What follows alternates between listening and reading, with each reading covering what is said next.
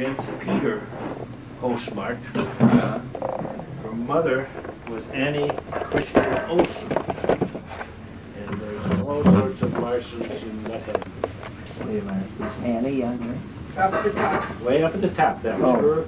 That was her Oh, mother. A&E, I see. Okay. Uh-huh, okay. Gotcha. Now, in 1858, she came to the United States. She eloped with Niels Jepson. Ooh. No. He was born in 1825. Did Aunt B know that? 'Cause What? she eloped at age 19. Yeah. She didn't elope at age 19. Oh, she did. You She said eloped at age 13. Aunt B did? I'm sorry. I'm sorry. No. I just threw that in there. Yeah, okay. I didn't know that. We'll get back to that later. Yeah, I'll get back to that because that's a fact of Okay. Jepsonian lore that I Okay. wasn't aware of. So she did. She did, and they came to the United States. How old was he now? He was. He was born in 1825, so he was he would have been in 58. He would have been 33 years old. And his name? Was Niels Jepson. She was 13 and he was 30. That's the first. 1825 to 73. And they came over in 1858, and they were married in Burlington, Iowa. And Burlington, why Iowa? they went there, I don't know. And I've got a genealogist down there trying to get that history as to why Yeah. they came to Burlington. Can I, because I interrupted you before, the street on which Hosmer, in Copenhagen, where the church is, you said you knew the street, and then Yeah. what was that again? It's Moose. It's called Moose Street. It's the Danish for moose. I've got a memorandum there. Oh, you do? Yeah, Okay. You don't have to commit to memory. It is no. There'll be no tests. No, because, and it's all on that's paper. interesting, because if we go to Copenhagen, we might like to see Oh, the church, yeah. like you're going. Yeah. You'll have maybe that look on for paper. Not only that, I just got a letter back from or fax back from the Danish travel service that there's a historical society there, and we'll be able to hire a guide and go through all of the projects. Wow. Okay. Then, in 1862, they went back to Denmark. And the reason was the Civil War came, Oh, yeah. and Niels decided that he didn't want to get the Union was great, but it wasn't worth fighting for. So you missed your chance to be sons of the Civil War. I suppose in his defense, he had only been there 2 years. Yeah, well, Oh. yeah, and also his age was such. Oh. You see, How old was he was, by that time, he was 25. 35 years old. Yeah. Okay. But he had a wife but no children. So maybe he was vulnerable to the draft. That was when they had the draft. And so they went back to Denmark. And they went back to a little town, and it's Tulips, I've got it. It's about 20 miles west of Aarhus. And they purchased a mill. And we've got all the documentation on the mill. We know they paid 3,000 Rigsdaler, which was the business money in Denmark. They paid 2,000 down, and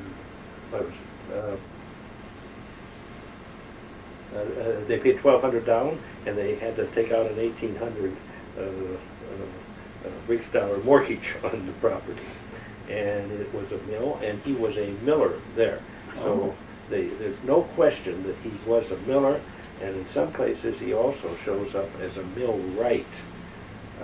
But he was a miller.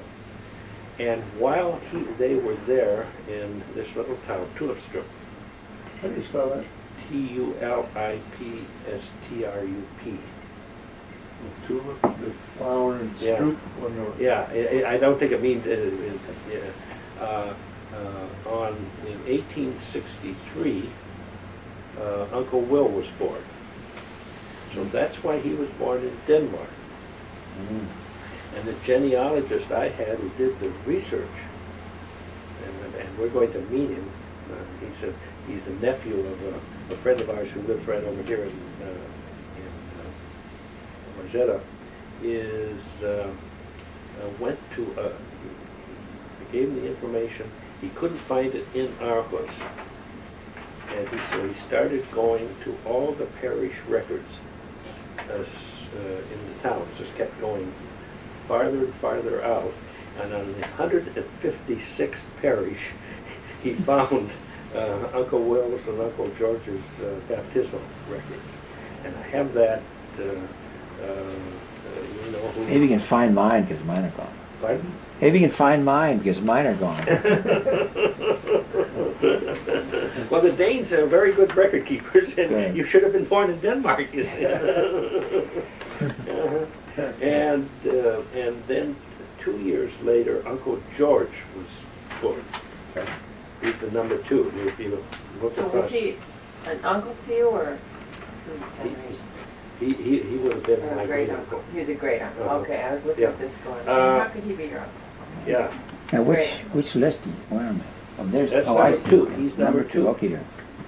And then in 1864, just after they got started in the mill, the Danes got into a war with the with the Prussians and the Austrians. Oh, yeah. And the battle was fought over Schleswig-Holstein. That is the 2 provinces in the southern part of Denmark. You know, the part that goes up in the North Sea. And that is, and Holstein was largely a German-speaking province, but had belonged to Denmark. Schleswig was largely a Danish-speaking province. In 1864, Bismarck invaded Denmark, and the Prussians and the Austrians occupied Jutland. And that's where this town is. So they had Germans around there, and apparently they didn't like that very well. And so in about 1868, they decided to come back to the United States. 3 years after the Civil War ended. Yeah, and 3 years after the Civil War ended. And I'm not making this up about the war. Uncle Will mentioned that as a factor, and in some material on Uncle George mentioned also that was the purpose. They got over, and they came back, they sold the mill for $4,800. They turned a buck, and... What did they buy it for again? Right? What? 3,000. 33,000. Sold it for $4,800, and they left there, and they came back, and they came back to America. Interrupt for a minute to say that if you were interested in following up the Jepson genealogy, Neil's genealogy, in one of the deeds that was involved in this mill transaction is a statement that he is from a certain little town in Denmark. The name was in German. It was a German name for that town because the Germans by then were involved. But that after World War I, part of Schleswig was returned to the Danes as a part of the Treaty of Versailles. And Schleswig elected to come back to Denmark, and the town is now back in Denmark, and it has a name. I have a map. I know what that town was, and I've got the material. So there is at least some idea where you might start looking for Niels's genealogy. They came back here in 1868, and they went back to southern Iowa, south central Iowa, to a place called Wayne County, or the name of the little town was Seymour.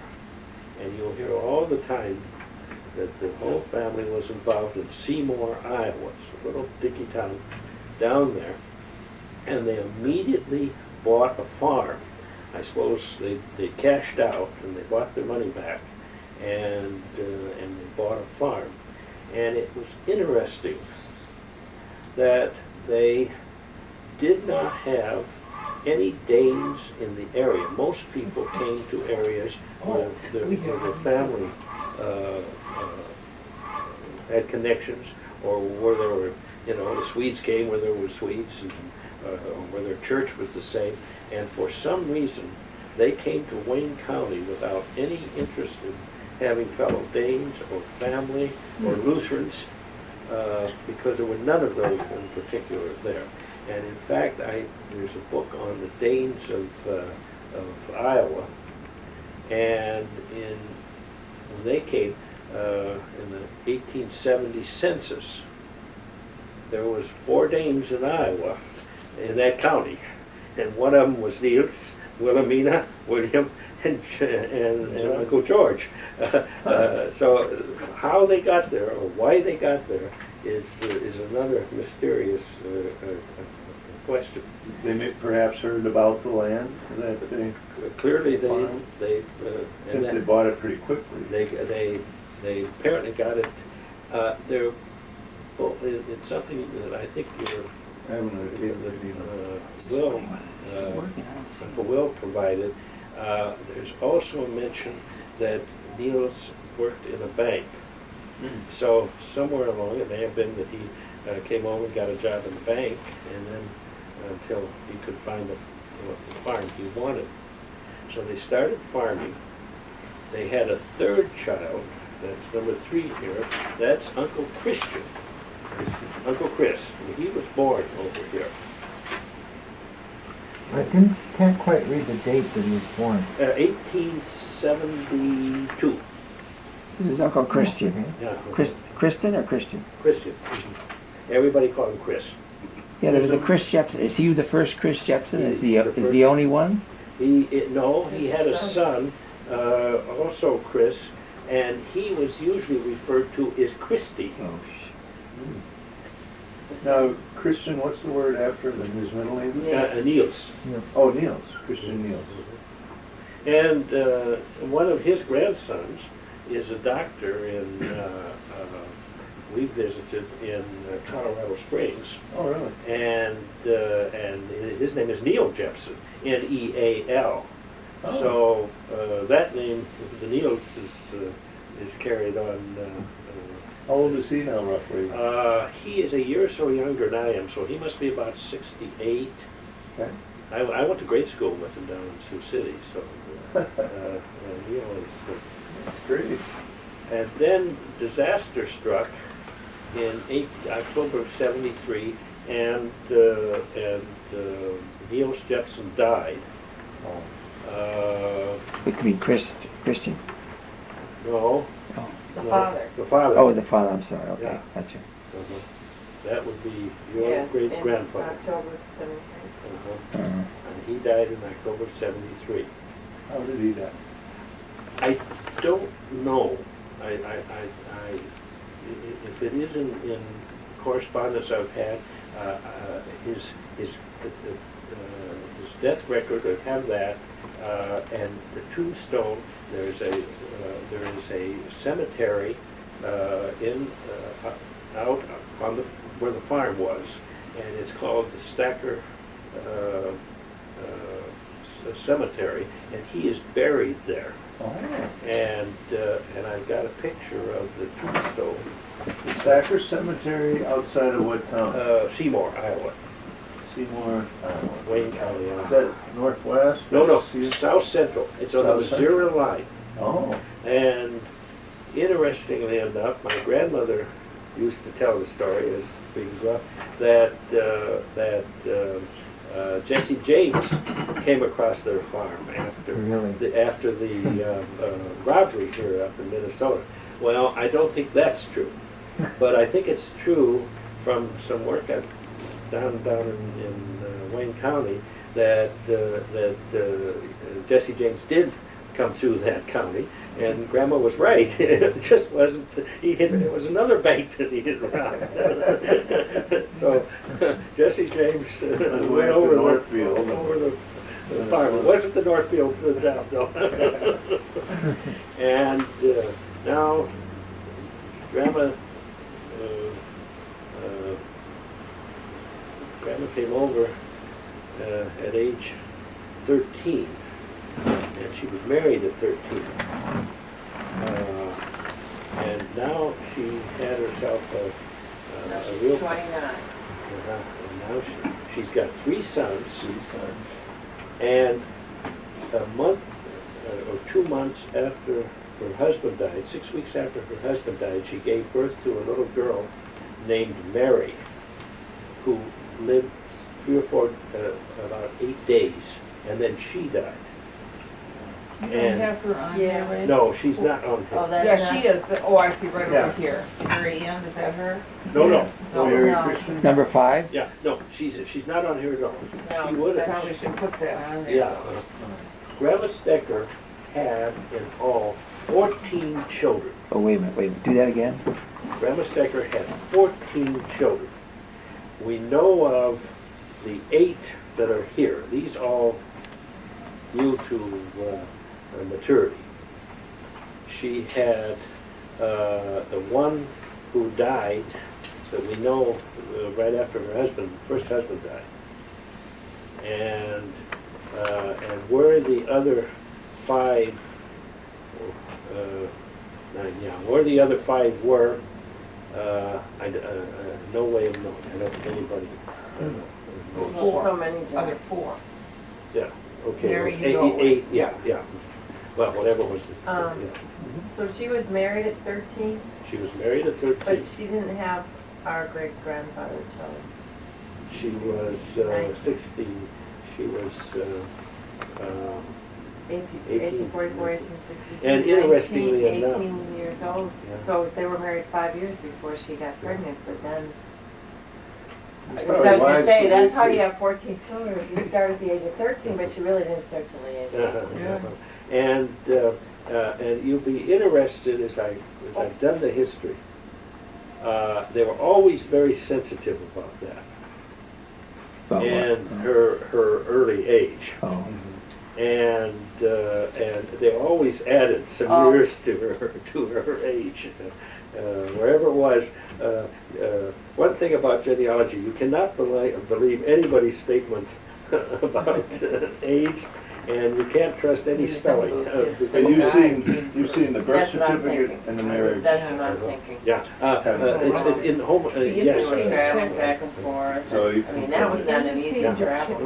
Was it fairly not uncommon to get married that early? I think it was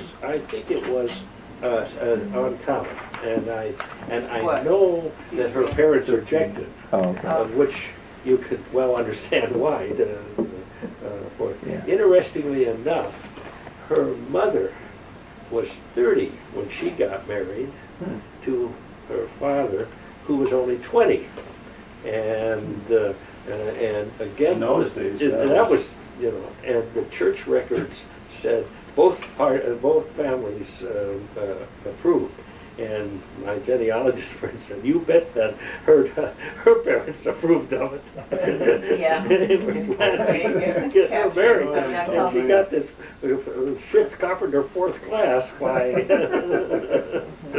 So. Can I ask you, where does the information come from that says she had 14 children if there's no records of it? That was a individual story that I have heard and others have, and I have that from my aunt Wilhelmina, who grew up right next door to Grandma Stecker, and also I had a conversation and letters from Lucille Jepson Sifford, Uncle Chris's daughter, and mentioned that there were 14 children. So I think that is pretty well established. And we just decided she certainly could have had a couple of kids before great-grandfather that, She could especially have. since they're traveling back and forth across the ocean and she's 14 years old, I can imagine. It was- No easy task. It was no easy, when we think of what our immigrant ancestors did and went through, that really was, They were different human beings, and I think. they were tough. It was a few weeks boat ride across the... Yeah, 6 weeks. 6 weeks, wasn't it? No, right, Yeah. a steerage class is probably really rough. No, they didn't have to come storage class, because after all, they sold that. The first time though. Oh, maybe when first she was- time, yeah. when they were first That depends married. on how much Niels had been able to save, and what his background was. By then, he should have had, he was 33 years old. Oh, he Yeah. was older. He was 33. She was 30. Oh, I missed the fact that he was 33. Oh, I didn't right. catch that at all. And she Well, was no wonder. 13. Your family was a long time. But that's Handle what it. makes me think. Yeah, maybe and that was children always a first. very, as I Had said, come first. it's that sensitive. And they died. Nobody really said that out loud. You always maneuvered around that. No, You you, take a pause. okay. You said church records, Lutheran church? Lutheran church. Okay. And that's a wealth of information? Yeah, we can that's the find? Danish State Church, Mhm. and the parish name is Holman's Parish. Holman's Holmanskirk, You you got this tape too, right? You want me to hold it? I got an extra tape if anybody needs it too. And, Because this will be invaluable for researching, or my sons perhaps, you know. and that still is the Saviour's Church in Copenhagen. It's there, and the last, the current queen was married in that church. Well, 20 years ago now, or 25 years ago.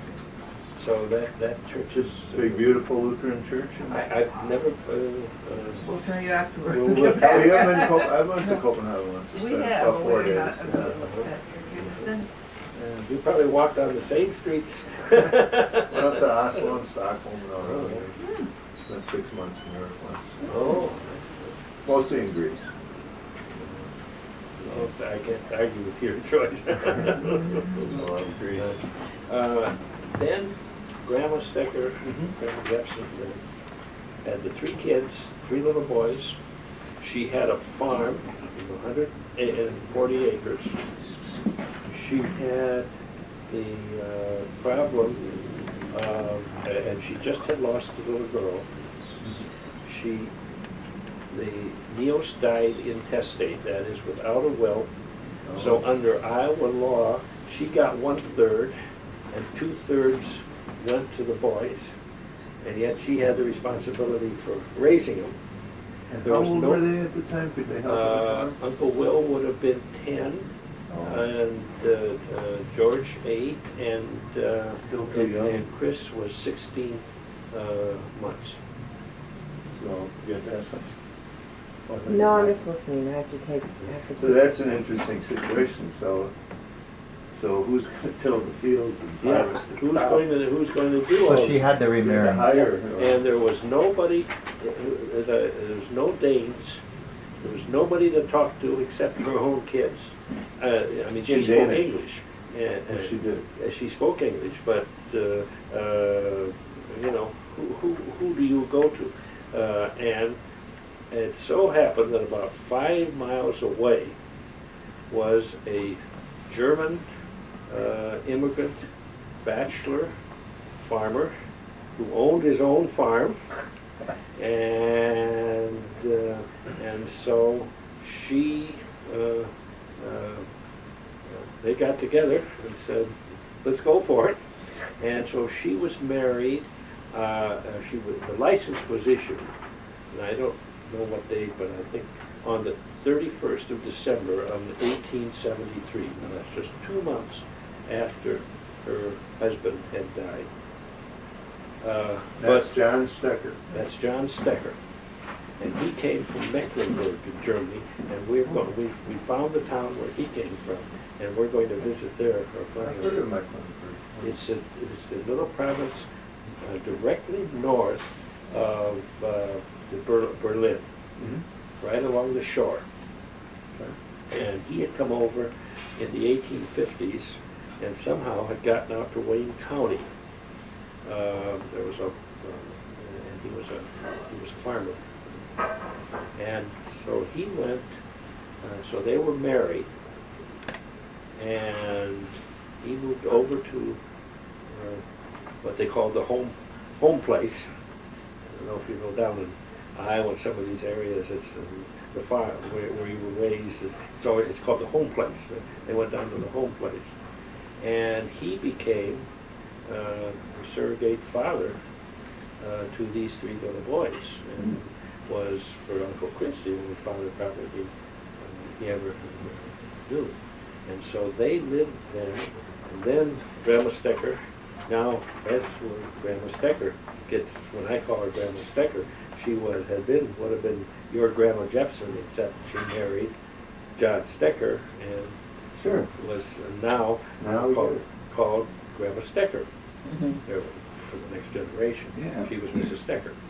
I can And relate too, because her three sons are the same age as mine right now, 10 and 8. Yeah, can you imagine? and they had then they proceeded to have at least 5 children. Whether she had more, I don't know. The first one, who was born in 1875, April 22nd, was my grandmother, and her name is Nelsini. Nelsine. Sophia. And Sophia was named after her paternal grandmother. John Stecker's mother was named. Where's that on this list? Number 4. Number 4. Okay. Looks like Nielsen. Yeah, it's spelled differently on the sheet. Yeah, but she was always called Aunt Neely. Oh. But that was it was really Neil. It was really sort of Neil's daughter. It was the feminization of. So Okay. Santassini. It was kind of a memorial to her. And then there was another daughter, Aunt Marie, number 5. You can't read it here. I get this on a bigger. Aunt Marie, and she married but never had any children. The 6th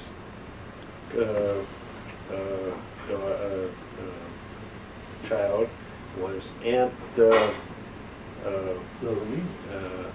Wilhelmina, and she was known as Wilhelmina Josephine, and she was known as Aunt Mina. Mina? Mina. Everybody called her Mina. And the 7th one was Aunt Rosetta, and she was a terrier. Rosetta? Yes, Okay. Aunt Rosetta. So those two never married? They never married.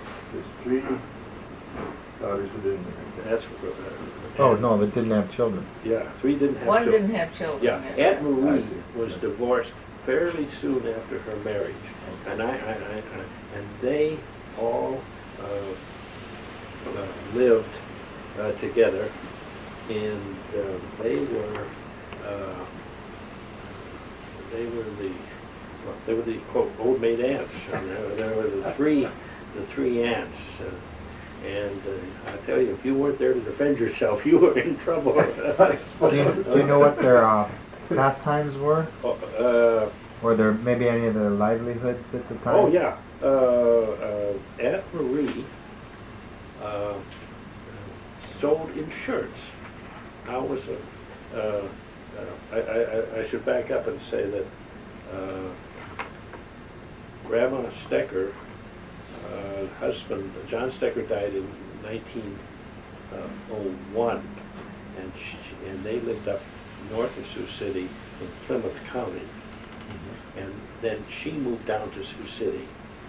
And in due course bought a house behind where my grandmother lived. And the three aunts moved in with her. Aunt Marie was the one who did the housekeeping, and she also sold insurance. And Grandma Stecker couldn't do housekeeping because on the last 20 years of her life, she was blind. And I have a picture here of her with the children, but it's clear as her dark glasses. And supposedly, she said that that she was being punished for marrying so soon after. I think it was a medical problem and not a moral problem at all. and then the final child. Well, the other two women did what? Oh yeah. Aunt Mina and Aunt Rosetta were public stenographers. That was a profession, business. And what they did is they had a little office downtown, and they also would have desks in the hotels. And in an era before faxes and what have you, that was a major convenience to businessmen who were traveling, that they could come to town, make their sales or whatever it was, and then dictate their letters to the girls, always referred to as to the girls, and a lot of businessmen in town, and professional people, lawyers who didn't hire a secretary or had an overload. They were sort of a Kelly girl service to and they knew what went on in Sioux City. If they were to tell what they knew, there wouldn't have been anything left in Sioux City. they were Aunt Rosetta got out, and as I say, she was a real tiger. She got into the business of running charitable campaigns, and worked for an organization that would come out, and let's say they were going, this was particularly for building Masonic temples and things like that, and they'd come in and run a campaign for it. And Rosetta traveled all over the country in the 30s, well, up to the time I remember, which was in the 30s, running these campaigns. She really was she was a great gal.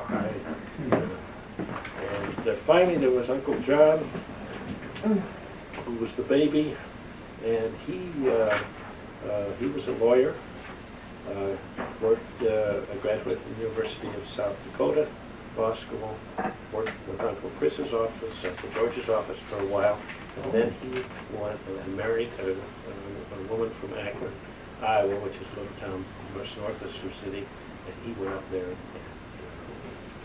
practiced there until he died in 1945, I think it was. About the same time as grandfather. Pardon? About the same time as grandfather. Yeah. And he was Yeah, quite a year. he died, I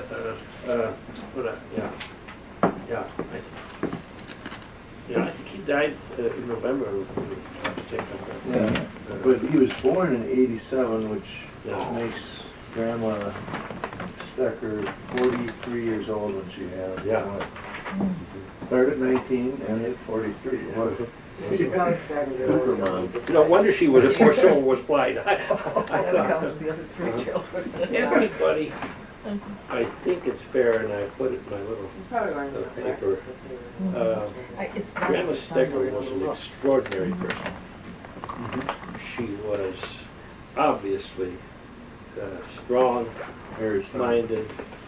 She had to be directed. She was a person of, she was as bright as they came. I know that she spoke English, German, and Danish. And because I have a grandfather who was from Germany, and when they would get together, Mother said they spoke in German. She could speak German. And of course, Danish was. And Yeah, it was obviously self-schooled. Yes, obviously. Yeah. And Well, not school, she Yeah. married a German, Yeah. so. and she went to. But I mean, she never went to a formal No, school. no, no. She was married at 13. Yeah, and she had, and the legend was, I don't think it probably happened literally, that in the early days on the farm, she would go out and work in the fields along with the men. And when she went out to plow, she took a book with her. As I say, I don't know literally how you could plow and read at the same time, but she never was far from a book.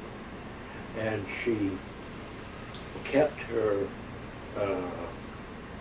that eagerness for learning alive all of her life. And as I say, she lived right next door to where my grandmother lived. And my father in particular would go over and read to her from the newspaper or from books or so on. That was his job, was to read to Grandma Stecker after she was blind. How old was your father when he did that? Oh, he was born in 1900, so this would have been probably up to 1917, 18 or so. So he'd be still a young man. Yeah. Oh, yes, he was a That's what little I- boy. They just boy. lived right Okay. next door to each other. And so that was his job, to read to Grandma Stecker. And she was she lived, I was going to say, way up to 1929. I also think that everybody you respected, and there was always a little bit of fear, I think, for Grandma Stecker. You didn't want to get on the wrong side of her. And I have heard the girls who were there telling how when they were little, or when they were growing up, they would the kid would do something wrong, and she'd say, "You're going to get punished," and whatever it was, but she didn't do it right away. I'll give it that. Never forgot, but she let it hang over their heads. They knew it was coming, and she was. Everybody respected Grandma Stecker. You didn't. Do you know what any of the punishments were? What was the type? Oh, I suspect you got switched. Oh, all right. Oh, well. Yeah.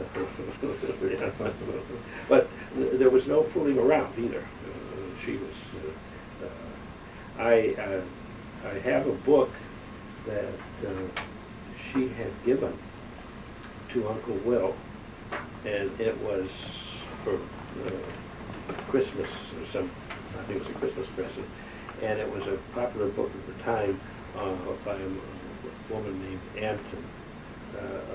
Who had been an immigrant, and it's a life story. I think it was very popular. This would have been, I suppose, the early 20s or something.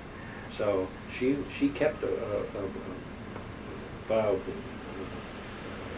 what was going on in the world, politics. So I think that all of us should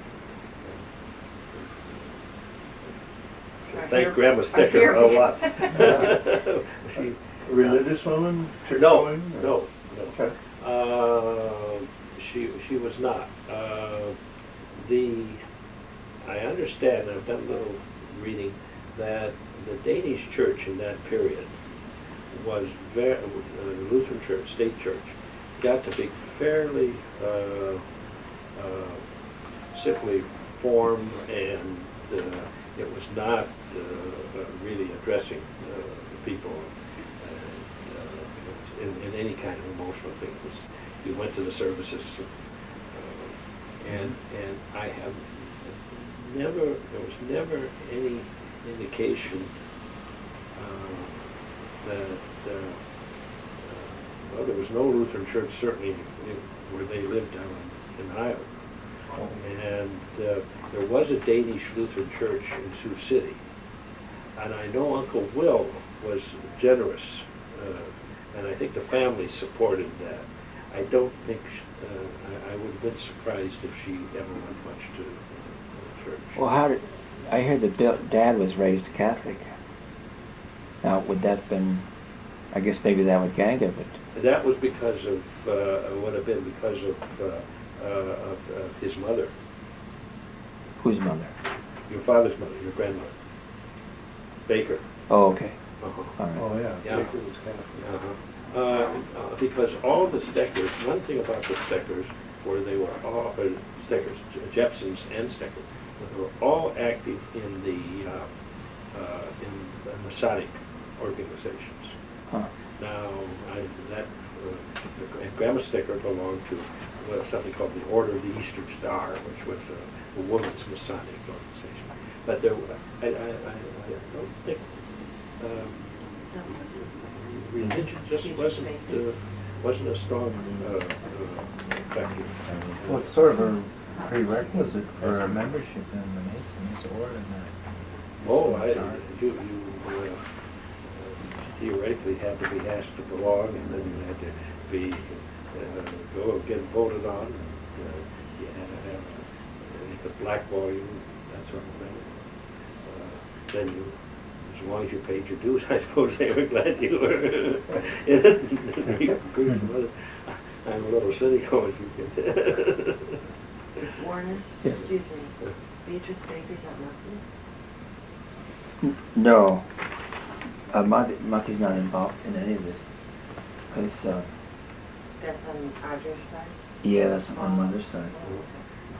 Let me, maybe now to tie it together, take Uncle Will #1, and this is based on material that I found, most of this was in the thing that that the Sioux City Public Library had, which a report on him, which was done in 1940, and I can't help that it was not his own, based on his own information, because it had all of a good bit of this.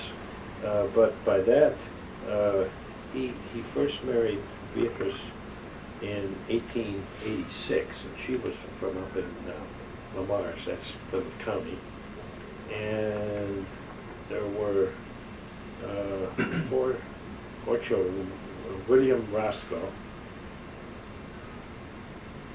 and Weir Agnew. That would have been your father. Yeah. Yep. And then, coming back to that, Warner has an A in it. Pardon? W-A-R-N? Yeah. Warner. On the spelling. So, unless Oh, I'm just no, reading it wrong. that's German. Very, yeah. No, Werner? Warner. I know that's. I know you know that. Yeah, and then I got this from, I think at the time your dad passed on, but William and Susan Douglas and Mark. Well, no, Right. Susan it's not right, because Susan is William's wife, and I'm Hollister. I see, okay, Right. So you wanna cross okay. out Susan? Susan doesn't. Okay. And I I'm see. married to Susan, who will be here in a little bit. Okay, We should I just continue took that that on. out of the Yeah, we'll obituary fill- for your dad, and I probably Right. just read it. We'll Well, fill in yeah. all the rest of this for you. Yeah, sure. So That's that was, so, and then Florence Briggs. But my birth record, my birth certificate says Barbara, so I don't know You if need people to- are doing the genealogy. You need to- Yeah. My name was Right. changed when I was a young adult, so I don't know Barbara how that Jean. meant something, but people are searching for I'm it. getting, Well, why don't I'm you- getting this on. For this, I should just give you blank. It's real handy. Yeah. Yeah, all of this is, I've gotten in written. so- Written down. Okay. Oh, you do. But I thought this showed a little bit of So how, you've written a little history. I haven't written the history, I've got the notes for it. But you can see now, I think, how the relationship is. Oh, yeah. If you take Grandma's, the Jepsons were, the three Jepson branches came from the first marriage, the second marriage, the Stecker. Only two of the Stecker children had children. My grandmother, and who had three. My father, Harold William, my cousin Raymond, my uncle Raymond John, and my aunt Wilhelmina. Wilhelmina was best known as Toots. And so anybody ever in the family ever talked to anybody, everybody knew her as Toots. We had one, I don't know, it was Mucky or Mother, they called her Teety. And Teet. Teety or Teet. The reason she was called Toots was my grandfather died when she was 8 months old. You better put those And there. when he was on his dying, on his deathbed, You wanted it they changed? would bring the little baby No, my in, parents just went and she I'm had 3 or 4 years old. he So put you're, her to a you toe, were and Barbara to he said, begin with. "Your little Tootsie." You- And that name stuck, and she was named, everybody, it was universal name, but her real name was Wilhelmina, and she obviously named after her grandmother. Oh, sure. So I think they So, thought of that. what And we how share it just seemed is more right to A them. common great Actually grandmother. That's I went right. to graduate school at the Harvard Business School, and one of my So Nilsina, you pronounce it? Yeah. Sophia married Harry Reister, Uh-huh. and their first son is your father. That's right, Harold. Very Okay. nice, yeah. And again, that's Uncle William, Yeah, that's fine. Uncle Will. My mother's Yeah. children. Mhm. We don't know anything about her. She died. And we grew when up- my grandfather was 20 Grew up in years Sioux old. City, And there's no and very little about her. so, and Uncle Will lived up on My mom 2001 Jackson. Right. And, Went there a couple of years ago to look at the house. yeah, and my grandmother, 2101? 201? 2001. 2001. 21. Okay. Yeah, I'm sorry. Was that the first house they were in, as a couple? I would doubt that. Oh, okay. I would It's a nice house for those It's a days. lovely house. Oh, yeah. They love that house. Yeah. And as you can see, he had two wives. Yeah. Uh, We don't know anything about the second one. It's just it's a dim, buried thing under the rug Uh-huh. that he went off and married his nurse, and the problems that it caused in the family in doing that. Her name was Mary, O-I-G-E. She was from a town down in Des Moines. Mary Orge? Org. And she was his nurse, right? She had been his nurse. I never knew her, but I remember the night she died. Why? Because when Aunt Mary was dying, all the family Oh. were gathering. And I remember as a little kid being in the back seat of the car as we went up to Uncle Will's, and my grandmother was going, and I remember there was tremendous excitement, and what it was Aunt Mary was dying. So how long do you think they lived together then? Oh, 20, I'm sure over 20 years. And how long with Ganga? Maybe 20 also? Well, they were married in '86, and I gathered that they had, from something that I've seen, divorced about 1915 or 16. That sounds right, because it's about that time that Ganga and B and then Florence came up to Minneapolis. And it was on one of those trips down to see that B eloped. She said she was 19. But it was never consummated.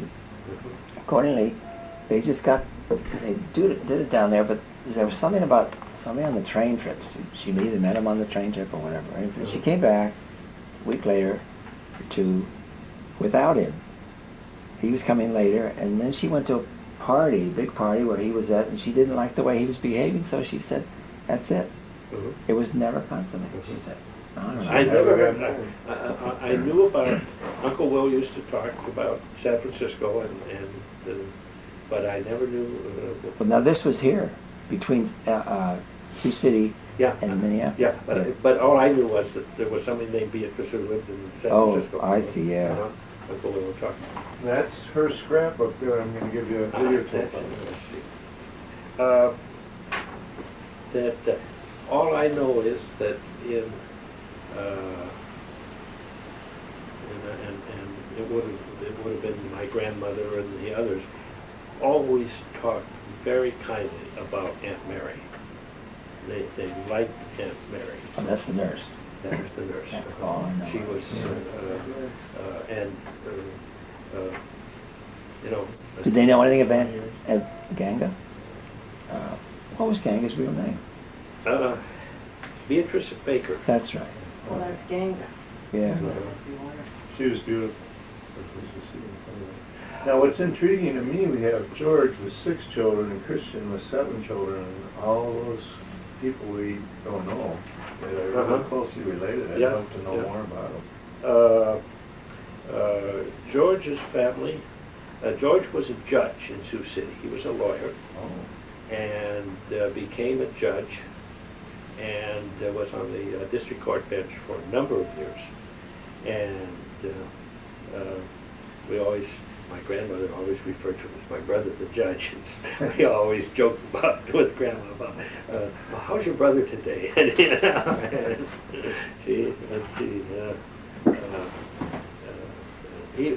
Everybody spoke very, very well about Uncle George. He was married to Aunt Rosina, whom I knew quite well. I never knew Uncle George, but I did know Aunt Rosina. And she was a lovely, lovely lady. They lived out in a very nice house in Sioux City. And I knew, I only knew 2 of his children. There was one, Emlyn, that's Emlyn McLean here. He was a carpenter by trade, and he came up to Minnesota in the early 40s out by Fergus Falls, and he bought a resort out there, Jepson's Resort, and he ran a resort there. Jepson's Resort? Jepson's Resort. And, That's still there? oh no, it's the physical buildings are still there. 2 or 3 years ago, Ruth and I went out there and we found them, and you wouldn't take a sick dog in there, I don't know who goes to the place. I've got a picture or 2 taken of Uncle Will up there. And Where would you find out? What lake or town is that? Pardon? What lake or it was town? a dead lake north of, about 20 miles north of Fergus Falls. Dent, Minnesota was the address. No wonder it was such a popular place. It was a good fishing lake. That's the Uncle Will loved to fish, and in the early days they would come up. That would be he and his colleagues and Uncle Chris and all. And their favorite place of fishing was at Green Lake in Spicer, Minnesota. That sits out in a cornfield. I mean, it's most unattractive, but it was good fishing, and that was a big treat to drive up or come up by train to Spicer, Minnesota, which is out in the western part of the state, and fish in Green Lake. In later years, this was during the war, we would, Uncle Will wanted to come up and spend the summer at Emlyn's resort, Jepson's Resort. Emlyn had a very nice wife, Emma, and they really were very good to it. And what we did was, Uncle Will, of course, had, he was an MD still, and he had unlimited gas, and even if he didn't use his car, so he had enough gas tank that we could turn it in and get enough gas. And so my father would drive him up we'd drive up to Emma's resort, and we would stay a week, and then we'd come home on the bus when Father, Mother, and Uncle Will would stay up and for the rest of the summer at the resort, and Emma and Emily would then take care of them. And Uncle Will was he was a marvelous man. He was a great fisherman, and he'd get out in the front of the boat. My dad would be back at the boat, and I'd be in between. And I'd look up at him sometimes, and he'd be going across the lake, and his head would be held high, and a little water up there, maybe, and you could see the Viking in it. There was no question. There were generations of sailors who was right there. There was no, his head just went out there. He was a Viking. There was no question about it. He loved to fish, and we used to fish that lake. And of course, he liked to tell stories. And that's where a couple of summers, and got to know him well. And he would tell about his experiences that he was in Russia in 1906. And of course, being in Russia gave one in 1941-42 when the war had just started. Everybody wanted to know everything you could about Russia. And he described being in St. Petersburg and going to, I remember one story going into a workers' pub, I suppose, would be the equivalent, and I don't know how he communicated, but his reaction to the Russian peasants or people. And he had, of course, traveled in Europe and had studied in Europe. So Where? I think Vienna. Why was he in Russia? It was a international surgeons Just convention? convention. Yeah. He was, without question,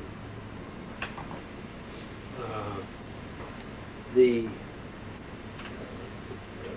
best known, best, and most important doctor probably that Sioux City, Iowa ever had. You say, well, who cares what Sioux City, Iowa is? But he really was a major force. And I brought you, I've got a copy of a history of the Woodbury County Medical Society he wrote in 1943. And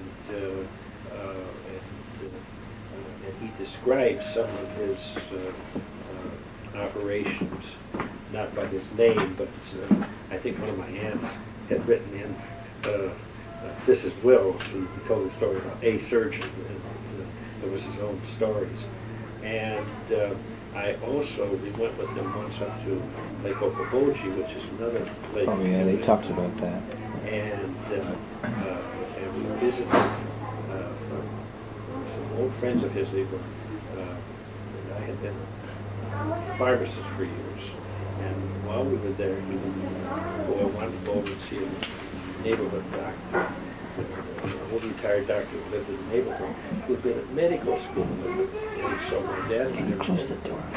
and the kids, or the kids, these two old gents started telling war stories about how they did surgery up in South Dakota, and it was the old thing of, going to the farmhouse in the middle of the night and having to get the candle, the best light you had was kerosene, and you always went and got a mirror. Mm-hmm. And they used mirrors to try to get more light on it if you had to do a operation that nobody ever came in, or there's no place to come into. You went out to do it, and you did your surgery there. And Like the Mayo brothers are the same age. yeah, they were contemporaries. I wonder if they ever met. I think they did. I was down a couple of years ago in Rochester and was at the clinic, And we went to I went up to the historical office, and I said, is there anything in your records? And the woman said, no, she checked, and there was nothing in the correspondence file of letters. But I know there were references to it. The legend was that people would say that when somebody would go up to Rochester to the clinic, and they'd say, why are you coming up here when you've got Dr. Jepson in Sioux City? Do you know anything about that operation he's supposed to have done when he was 26? First hysterectomy? Yeah, it's described in gory detail. Oh, yeah. Yeah. It was the woman was a secretary for one of the railroad executives up in St. Paul, and all the doctors said up there was nothing you could do, and she went down, and he said, no, I don't think it's, and she said, this could be done, and you should go to see so-and-so who in Chicago or so where to do it. And she said, no, you do it. And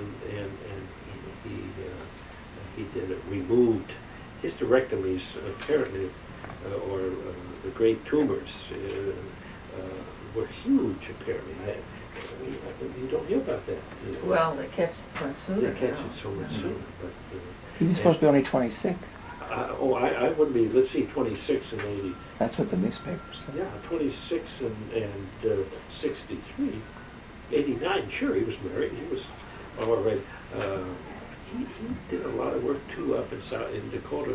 There were Danish communities up there. And he could speak Dane. So he could go into those communities. And Now, he would travel from here to there just to take it, just for a sickness or for a vacation or just spend some time? When he traveled up into South Dakota, he would go, that was within easy train distance of Sioux City. Okay. And then Or you they named- would bring him down to Sioux City. Okay. And So he was known far and wide. far and wide, uh, yes. And especially at the university where they named a wing or a school after him, or Yeah. what was that? Well, he was, at one time, he taught for a number of years at University of Iowa Medical School, go down by train, and teach surgery, and I have some, I don't remember the details on that, but he was recognized as one of their major professors. And I do remember him saying that one of the things that he always taught his classes was that how do you do things when you haven't got everything that you expect in a surgery? Can you imagine now telling? And he said, when these young men and women came out and started practice and would be surgeons, if they were going up to South Dakota, they had a farm. In Iowa, mostly had farm people were what you had as your patients. You went out to the farm, you didn't have the things to do. And so he always did one operation a year in which he used common tools, sort of. I wondered about, I suppose in those days you didn't worry about what the patient thought about it. But I wondered about that, how you could use what kind of knives and how you could put together being imaginative. And he did one course a year on how you could do these things. The fact that you were out on a farm didn't mean that you couldn't proceed with your surgery. How to make do. How to make do. And In the early days, no anesthesia. by that time, they had ether. And yeah. What they didn't have, or what they were just getting, and the thing that Uncle Will practiced, and certainly what Mayo practiced, and it was revolutionary, the use of anesthetists. Gene said that he knew the man who really pushed that, and he was in Philadelphia. Yeah. And his name was Weir, and that's why I named him. That's right. And he If- went there. Yeah, if the Weirs are an old Philadelphia family.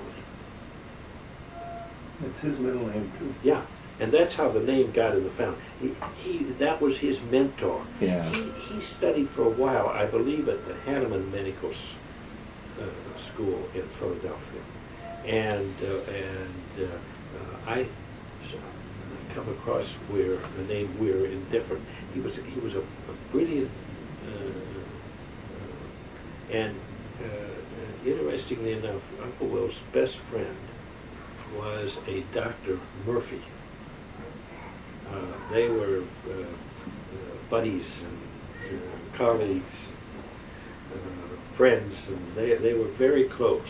And I was reading something on him in material, and I got, and there was a biography of Dr. Murphy, and it said that he had a son, Weir Mitchell. So apparently he was equally impressed, because he named his kid Weir too. So that and I think you can go back to Philadelphia and the medical records and really put. So grandfather took a lot of trips to Europe. Oh yeah. Do you know how frequently? Or what for? Yeah. He also, I know in later years, not when I was, but would go down to Florida, and they spent quite a bit of time in Florida in the wintertime. You mean the family? His family? Uncle Will and Aunt Mary. Oh, the nurse. Yeah. And, It's just a zero. In our yeah, and they were, and I, because I remember his telling stories about deep sea fishing in Florida. And he would, he loved to fish, and he also thought, the Danish West Indies were bought by the United States in 1917. And that's the American Virgin Islands. And he said he often thought that his ancestors probably had been down in the West Indies if they were sailors, because that's where the Danish. Well, did he go there too? I have no idea that he went there. Because Aunt Bee talked about that, Uh-huh. and almost saying the same thing, but they thought they were his children. Uh-huh. She was proud. Uh-huh. And I also have heard him tell that on one of his trips to Florida, he met, and I don't know whether he was married yet or not, but he met Edward VIII when he was Prince of Wales. And of course said he really was, yeah, he said he thought he drank too much. Said he thought he had a drinking problem. But they went down to this would have been in the 20s, I suppose, Yeah. into the 30s. They spent time in Florida. So you began to associate. How old were you when you began to realize? Well, as I say, that my first recollection, I heard of Uncle Will from my. I can ever remember that when Yeah. he was a great presence in the family. Mm-hmm. He was very close to my grandmother for a number of reasons. She was left as a widow with 3 little kids at age 33. And she did, the only thing a person could do is to get an old house where she could raise her kids and she could watch the kids, and she could take in boarders. And so she had Mrs. Reister's boarding house. And that was on 13th and Jones in Sioux City. And Uncle Will Uncle Will was responsible for founding 4 different hospitals in Sioux City and 1 medical school, which is now the University of South Dakota Medical School. And that one of those, he built the building. It was right opposite, right across the street from Grandma's. And so it was very helpful to her because in those days, people only came into town to go to the hospital at the last bit. And when they came in from the farm, the whole family came. So they would come in the middle of the night or what have you to go to the hospital. And then the family would come over to my grandmother's. And there were no hotels or motels in those days. And so she had to take care of the people, the families who came. And then she, they had rooms and The B&B. and ate there. While the family was sick across the hospital. Interestingly enough, that was later became a mortuary. If my recollection serves me correctly, it was the mortuary that Uncle Will was buried in. Oh, he's Steady. buried? Where is he buried? He's buried in Graceland Park Cemetery in Sioux City. We used to go out there at Christmas and put Decoration on Memorial Day. well, when I was a Christmas too. little kid, we'd go out after Uncle Will died. Well, I wasn't, I was 15 when he died, but we put flowers on the decoration day and some Christmas. So I was 15 too, but I never knew exactly when he died. But he died just before Dad did. He died it was in early December of 45. Because Dad died in April 46. Yeah, because we... Just after the war ended. What? Just after the war ended. Yes, In yeah. August of 45. Yeah, and because we moved up here from Omaha, we lived a year in Omaha, and we came up here in the spring, in the December of 45. That's how I can remember. We got up here, and within a week, we turned around and went back, drove back, and it was colder. Yeah. Because of Uncle Will's funeral. Yeah.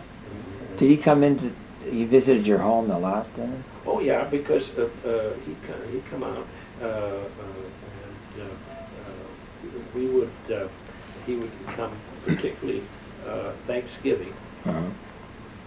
and Oh, he came with his wife?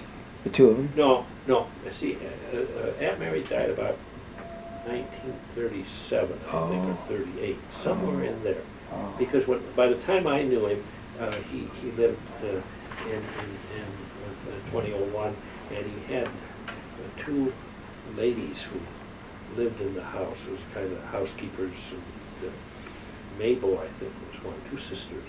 So he stayed in that house till Oh, then? yes. Uh-huh. Oh yeah, and he'd come up the back. I think they made an apartment upstairs, and he rented that out. And then I used to come up the back. If you drove by, there's on the side of the back. There's a picture of it in there. Yeah, And we, my school was only 4 or 5 blocks from there, and sometimes I'd come down and I had to have some sign that I had my smallpox vaccination or something. I'd come down and Uncle Will would sign it. If I had a sore throat, he'd look at it and says, "You'll be all right." Get back to school. Yeah, we are. Did he have much of a sense of humor?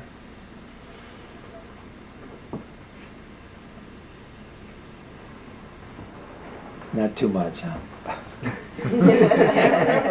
If you did, I you'd tell know you, that. it was hard for a man in his position, particularly if you come out of the Germanic medical tradition. A surgeon, of all people, was a demigod. And they were among themselves. I suspect they could have. I know they because I was with him when he talked to his own friend from medical school. And you heard the war stories, you know, all the renegade things that they did, and that sort of thing. But in public, that was that, Wasn't apparent. yeah. It wasn't. What were some of those It wasn't renegade the things one that they did. do? It wasn't fitting, it just. Uh-huh. What were some of those renegade things? Oh, I can't remember. One thing, one operation I heard him describe, and it isn't written up. He said there was an old German, and I even remember the name Reichow, R-E-I-C-H-O-W, lived across in South Sioux City. It's over in Nebraska. And he had hernia, and they removed the hernia, and it wouldn't heal right. And so Uncle Will said, how are we going to do it? The belly muscles weren't holding. So he sat down and he worked out a path where they took some, my recollection is metallic thread and kind of wove back and forth into the belly, and it held up, and old Germans, I guess, are used to doing what they're told. Mr. Reichow thought it was just fine and lived many years after with this sort of semi Bionic. yeah. They didn't take it out. They never checked it out. No, it held his gut in. Oh, boy. I can remember that. And one of the things that, because as a kid, I imagine sewing back and forth, but that was the genius of the surgeons. Were they stitching things before that? Oh, sure. Yeah, okay. Almost like Dr. Frankenstein. Yeah, they really, they had a tremendous reputation, and one of the stories, when the time came for him to have his leg amputated, there's a fountain from here on down, I believe, that was amputated. That was for a couple of years before he died. And I think one of his colleagues, who was one of his students, was Dr. Raleigh, and I think it was Dr. Raleigh who was, and anyhow, they were called in, he was going to, and Uncle Will told him how he wanted it done.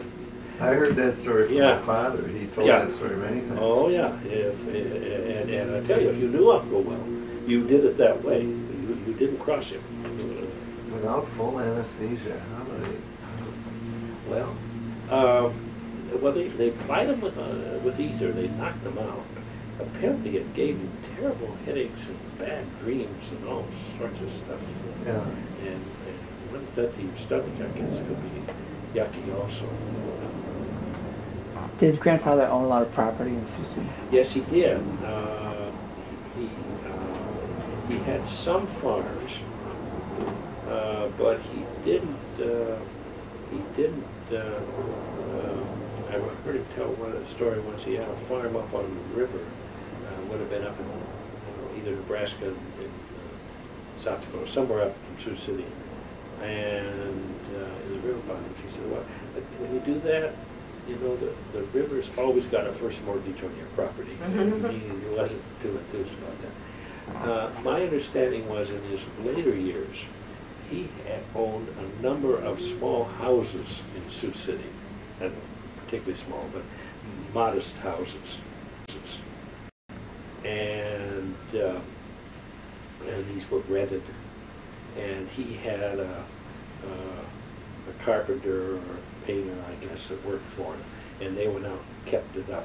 These were rented. I can remember them, seeing them. I didn't know who they were at the time, but they were usually painted white with green shutters or green trim.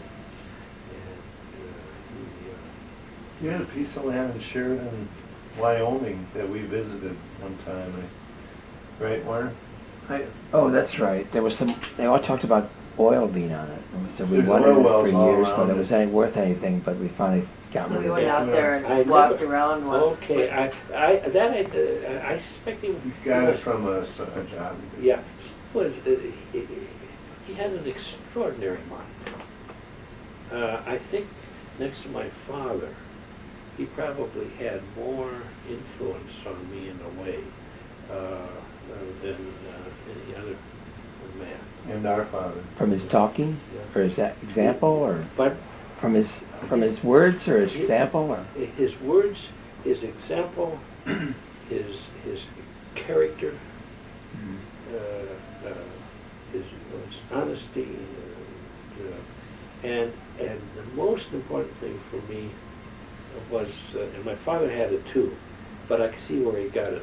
It was the inquiring mind.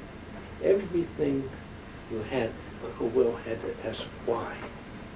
What causes that? What could we do? How? And he would ponder it and philosophize about it. I can remember his saying, for instance, and as it comes back to the Duke of Windsor. And nowadays, you know, people kind of laugh, who was the Duke of Windsor? But that was a very important factor in its time. And Uncle Will said, you will see the decline of the British Empire. And that is symbolized by the abdication of the Duke of Windsor. And you know, at that time, this was before the war, England was still the most powerful country, the greatest navy, and you know, he said that is the symbol of the decline of the British Empire. Its days are over. I mean, that was radical. He married Wallace Simpson. Yeah, but it was a generation. Yeah. I also thought about this later. He had a theory. He said, and this was during the war, and he was thinking about how are we going to deal with ships.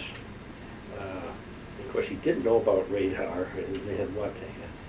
And he thought, one energy we haven't got, and he came up with an idea, and he was very serious about it. If it would be possible to train dogs, that when there was an invasion or something, that they could be trained to run into the water with the ships and have explosives with them, and when they hit, it would explode. But he was always thinking. Yeah, well, like that for the dog. How could and when I said about energy, he was always trying to think of how he could use energy, how the clouds could be used Yeah. to... Well, that's interesting because that's my field of interest, and I'd like to start a energy company. Well, he was interested in and you know, whether you could get it from clouds. And I suspect he'd been reading about Benjamin Franklin and electricity. Yeah. But Uncle Will, of course, read incessantly.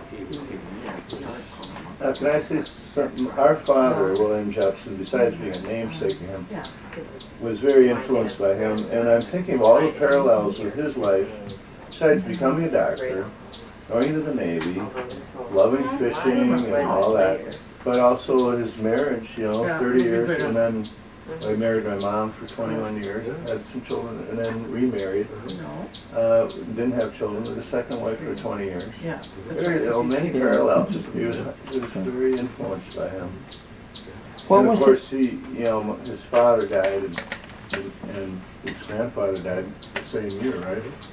1945, and he was just coming out of medical And school Bill in the looked a lot Navy. like Uncle Will. Looked like him, and he was wondering what should I do, and he followed his grandfather's path. Did he have any philosophies toward women in society, the way of working or being in the home? Or did he ever talk about that? Because my father did a lot. Well, I saw once, and we had, and I don't know whatever happened to it, a little orange book called Feminism and True Capitalism. And what happened to it, I cannot tell you. Who wrote that? Your father. Well, he had a little thing I just knew about it called the Pioneers of America. But it was a little paper thing he sent out for people if they'd send him $1. But you're talking about another a book? pamphlet called Feminism Oh, and the same thing. True Americanism, True Capitalism. Wow, goodness. You And saw that? We had it. We moved around the country a lot, and somehow it disappeared into the... Maybe the library in Sioux City was gonna have it. The library in Sioux City might have it. Who knows? Or Did you they- say, Warner, that was I the think topic that's of that cat. pamphlet? It was a topic. Dad didn't, because Dad was a banker and saw too many men coming into the Uh-huh. bank who were suffering because they couldn't get a job, because a lot of the jobs were now going to women. And they were going to them because they could pay them less. Uh-huh. And so the men who needed the money to support their families couldn't get those jobs to pay them. And so his whole thing was women should be at home. Yeah. Well, For an economic reason, that's all, basically. I think For them. Will, I don't know whether, I can't remember anything He did just that. specifically on the issue of women. I know he supported the women, and he had several in the medical schools he had in Sioux City, several women in his classes there, which was, of course, the women had only, they went into pediatrics or gynecology, and I suppose the men said, okay, you can have that. Well, in his time there wasn't any. The World War II changed everything really so much. World War II changed so much that he didn't have to really think about it. There was, he had this, strong views on politics. I think he was nominally, I don't know, he certainly was not identified as a Republican or a Democrat. He wasn't. He was not. I think he basically thought that the socialists were right. But that, of course, was a socialism. Did he see what Hitler was doing before anybody else did? Was Dad, we got a couple of terriers, and we wanted to have them. We were about 5 or 6. And Dad said, no, we can only have them. If we have them, you got to call one of them Hitler and the other one Mussolini. I don't know whether we kept it. We changed the name. Well, you see, that you must remember, the Danes did not have any warm affection for the Germans because of the Schleswig-Holstein question. Yeah. That permeated thinking. And yet there was a German in the family. Yes, and as far as I can tell, I've never heard anything but that relationship was not a good relationship between the three boys and John Stecker. And in later years, as they were getting to the maturity, why then they sold their interest in the farm, were sold to John, to the Steckers, and that was the money that was used for their education. So they cashed in their chips and They went cashed in to their school. check and went to school. And Uncle Will was the first Dane in Iowa to be a doctor. What? Is that right? I got that out of that book. It traced back to that $1,800 profit on the mill in Copenhagen, which bought the farm, Yeah, yeah. bought their education. That bought their education. And then the two boys, the younger boys went to the law school. Or they That called was it- my question. George was a judge, Christian? Uncle Chris was a lawyer in Sioux City and a very successful lawyer. He was a Republican. He served in the state legislature in 1908 to 12 or something like that, and was founded when Jepson and Jepson was the law firm that he and Uncle George had, and George went on the bench, and Chris maintained the law firm, and then he brought his own sons in, Dick and Bill and Chris were Pardon? Is it still Jepson something? There are no Jepsons in Sioux City. Okay. Will Jepson's wife, Bill Jepson's wife, that was Chris's son, was there about 8 or 10 years ago. We visited her, but I looked in the telephone directory and I could not find any. I talked to their sister Lucille, and some time back. She's dead now, but she was married to a guy named Byron Sifford. Oh, yeah. And Byron Sifford was one a good lawyer, and he went in the firm, and that caused some friction. When did he do that? Because the firm then broke up, and supposedly Byron took all the good clients with him. My guess is that, and I knew both Dick and Bill, and I liked them both. Dick was later a municipal judge in Sioux City, and Bill practiced was city attorney for many years. So out of Christian's 7 children, are any still alive? I don't Be think pretty any. old. I think Christie died too. He, for a long time, he left. He really, I don't think, was much interested in being a lawyer, and he left. This would have been in the 50s, and went into the Blue Cross, and he was the director of the equivalent of the Blue Cross down in Sioux City for a number of years. That's what Was grandfather pretty liberal or conservative? he would have been considered a liberal. I know this.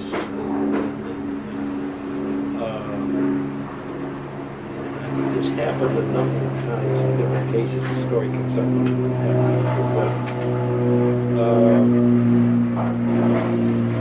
I don't know whether it had to do with this. Many were schools there, but they had invited a black man to come to Sioux City.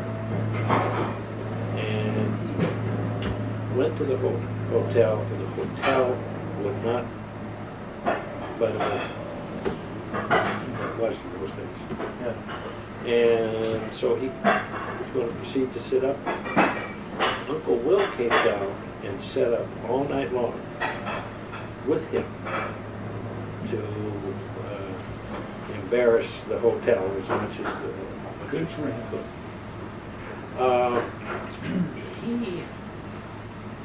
He was certainly a liberal in his religious views, to the extent that he had.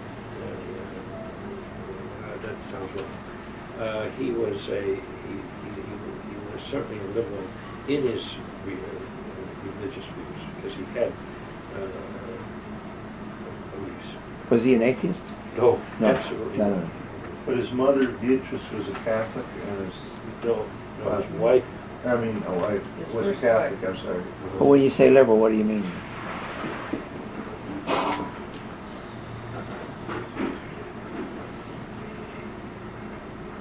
I would think in terms of religion for that era, that you would not be limited to the fundamental limitations of the Bible. Did he go to church? I would doubt it. Yeah. So he would be more or less like an Episcopalian? I don't know. He would not have been an explicit Episcopalian because I don't think the formalities would have been. Because our father was, and we're wondering where it switched from Lutheran. Oh, we were all Catholic raised grandma. in Dad's family, they were all raised Episcopalian, as was my mother, because she was Irish. But they switched to Episcopalian. They were both raised Catholic, both parents. But we were raised Episcopalian. So weird is when it changed, okay. Yeah, it. Whereabouts was the above? Was he Catholic or Protestant? Was he? Who was that? Well, the mother was the Catholic. Ganga. Yeah. Yeah. So that's where Dad would get it. Then But were their the son others Weir staying? married an Irish Episcopalian and decided to take on her. No, I think probably Deary Warner was probably Episcopalian, and so when mother became a stepdaughter in that family, she switched over from being a Catholic to an Episcopalian. That's my guess. I was wondering if you knew many people that are around this area who are related to Jepsons in Iowa.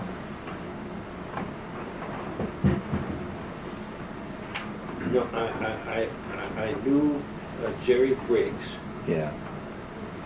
and We know him very well. and I knew Bill, and Tom. I think those are all. Tom and, There's nobody else that I know. you don't know Connie. Connie was going to come over. She was going to, but they were all the boys were playing golf up in Jerry's the sister. big festival No, or something. I did not. I met Florence once. She was great. In Sioux City. She came down for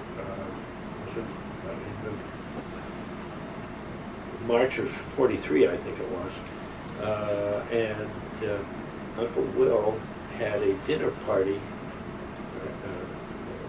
at a restaurant downtown for the family, and introduced because Florence was visiting, and That's the only time. that's the only time I can remember meeting her. You know, B? she lived on 41st and Bohan. We lived on 44th and 3 miles Uh-huh. out of Minneapolis. So we grew up knowing her until we were about 20. She was very close to my mother. Uh-huh. They were that's how Dad met my mother, is through Aunt Florence. And she had a great sense of humor. Did she? Yeah. Oh, she was a Yeah, I did. So you didn't know any of the children? Where or B?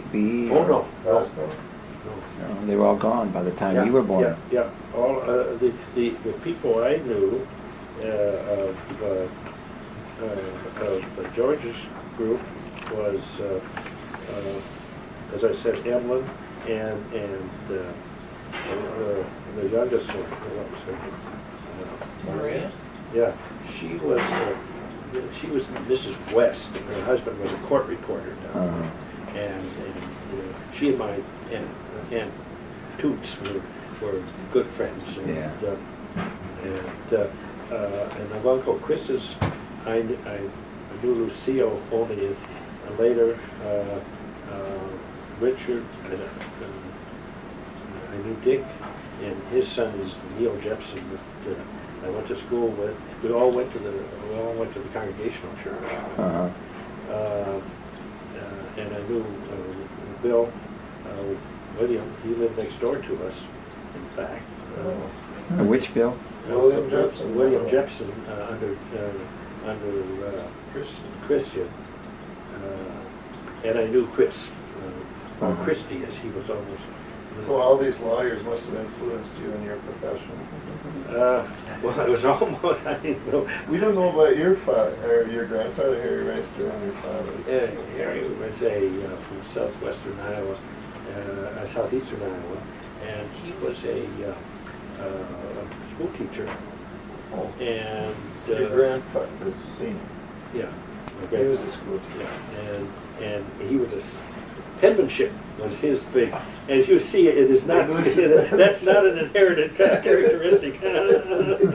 And Really? he was teaching at Drake, and my grandmother was at Drake. College level penmanship? Yeah, well, teaching teachers, I think it was. Okay. And Calligraphy. and he was a widower, and nice looking fellow. I thought. I don't take after him, so I can say that. And my grandmother's son, and he would write letters for people because he had this elegant Syrian hand. So she went over and had him write letters for her. Well, her object bore fruit, and before long they were married. I think he was a calligrapher, and his grandfather was a penmanship teacher. And then your father? My father was not able to go to college, but he had to work for the Cutting and Packing Company in Sioux City. And superintendent of their plant there, and then he was every year in Omaha, and then he came up to St. Paul as the superintendent of the plant down in Newport, Minnesota. So that's how we got to Minnesota. Oh, I see, okay. He Well, was- you endured a lot of listening here while we answered all the questions. I really appreciate it. This is That's great. terrific. What a wealth of Appreciate you. information. You're Yeah. tying it all together now. It's great. I only wish we could have had a dinner with my father. Yeah. After all these years, I mean, you just haven't known all this. Well, he was, I think, as I said, I was very sincere about it. I thought about it very much. Is that how he introduced me to things. He was just the great man, but who would talk to children. And of course, he had some semblance of a mind. But then he reacted, because that was his strong. But he always was interested in having you try to think the thing through. Why is it doing? Why is it working? How can we fix it? You're talking about Uncle William. Uncle William. Because everything you're saying describes my father. Yeah, it's very, Yeah, well, that Exactly was the same way. that was absolutely his characteristic. Mhm. I think also through him, I learned things that would not have. I mean, the first dinner party I was ever invited to was a dinner party at Uncle Will's. So my parents were invited to come. This was an introduction to a kind of life that he didn't have, and his friends were people, and he talked about intellectual subjects. He talked about world affairs, and you were worried about the economy, and the farm economy. Of course, I'm seeing a guy like this, and this kind of life. He was, I think, and he was certainly a person of his generation, and he would laugh today to read the paper, the Minneapolis paper, because the underlying intellectual key to his thinking was Darwinianism. Mm-hmm. He had studied that thoroughly, deeply, and it was the major intellectual.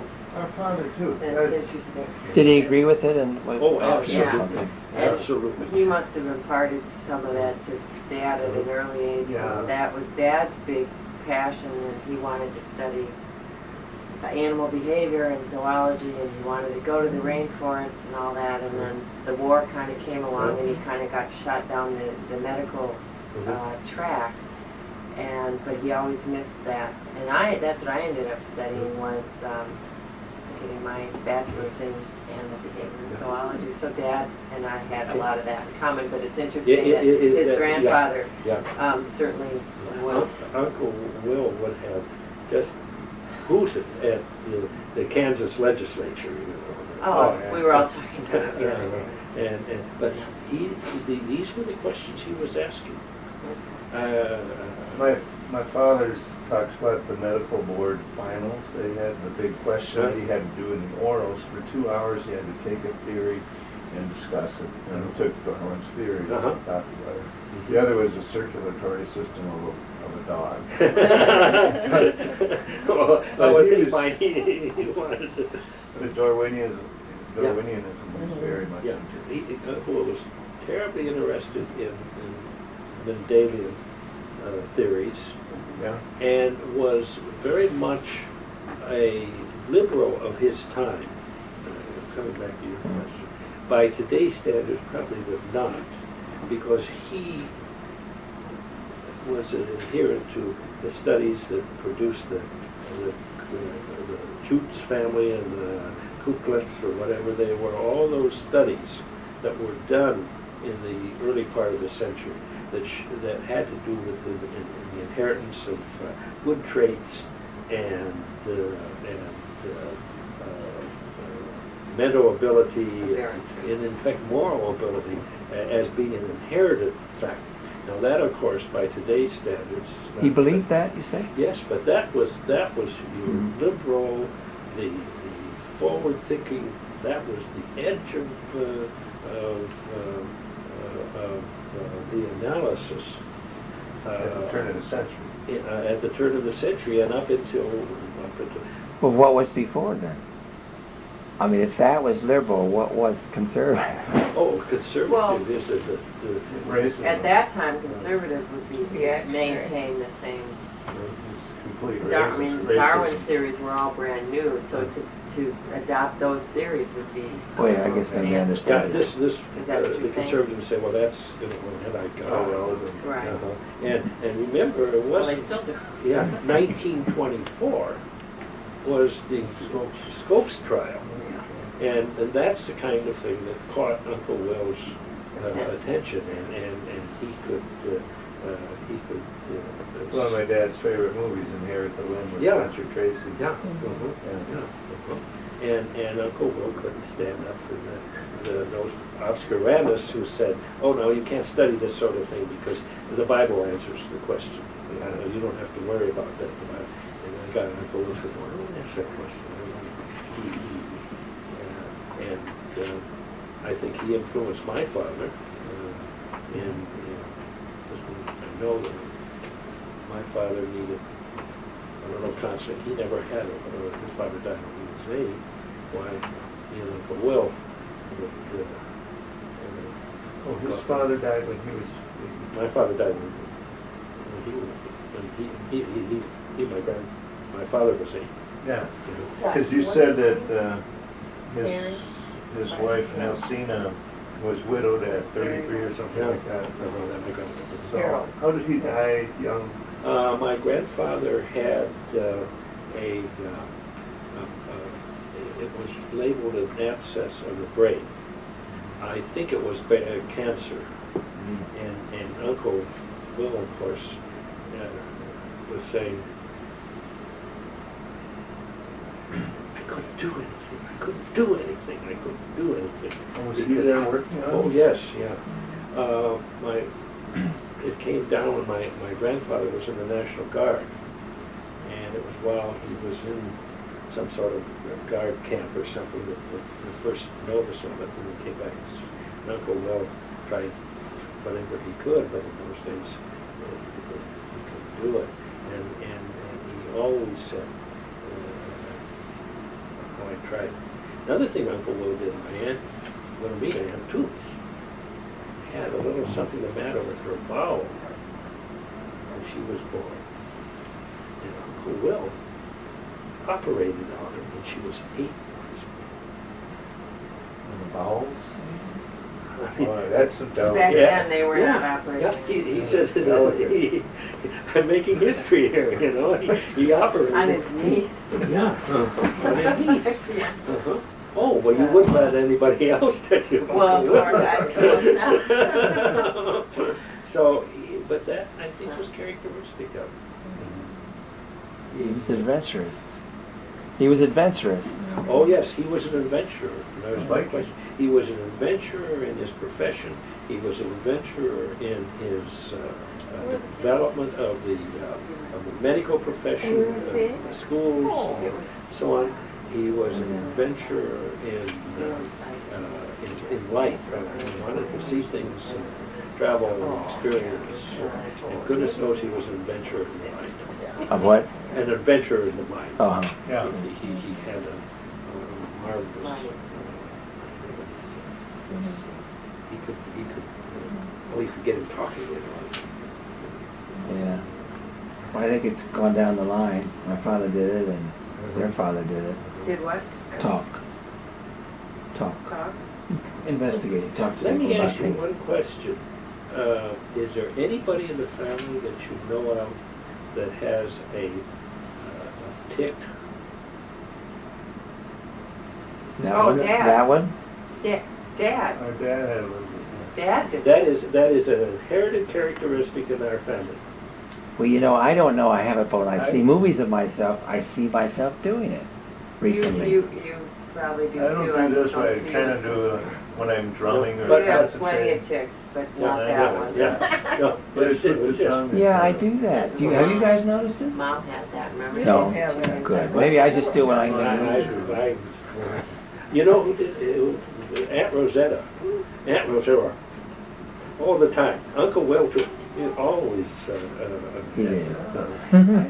sure, uh-huh. I think Dad did it now that I think of it a little bit. Here he is. Well, it's been maybe Just you. So they went Let on me home tell you out one more there. thing Yeah. that I think you will be interested in. Yeah. He was in the military. He was a staunch supporter of the military, and he served in the National Guard, and he was regimental surgeon for the Iowa, one of the regiments of the Iowa National Guard. And in 1914, or later, 15 and 16, World War he had to go down, or the Iowa Guard was mobilized, and it was sent down to the Mexican border in Texas. And it was really interesting. We always seem to prepare some way for war. And there, when the Army got its first planning for World War I, but we were down on the border, and they were chasing the Mexican bandits at Pancho Villa and others. And they had come over into the United States and raided a couple of towns in New Mexico. So, and so they sent they sent a number of troops down.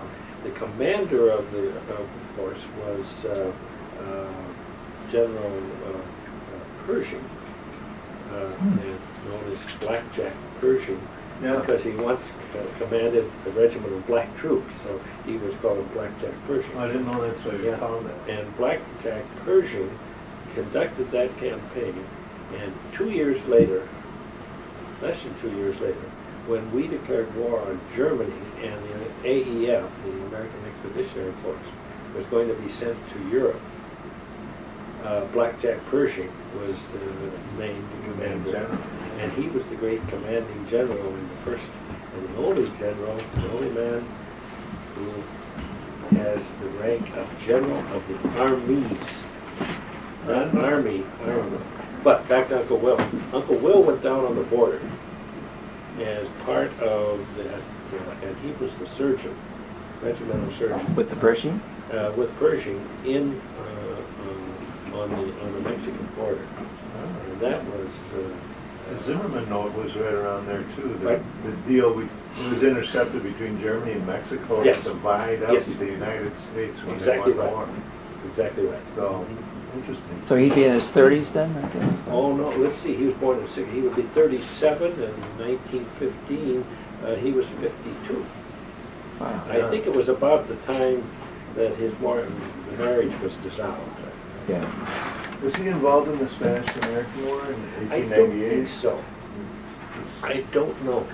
For one thing, I don't know if the Iowa Guard was mobilized on that. He The would have been Minnesota Guard was. 35, yeah. Uh-huh. The Minnesota I Guard. think he's talking. I'm fascinated by I mean, it. some of one of the sad stories are that the girls that Florence and Bee had about and has come down is that Dad was so influential and then Roscoe had married some woman in the East and come back this way to settle down, and he chose to go to Minneapolis. But grandfather insisted that he go to Sioux City, and his wife wouldn't go with him, and she went back to Long Island and grandfather was down there.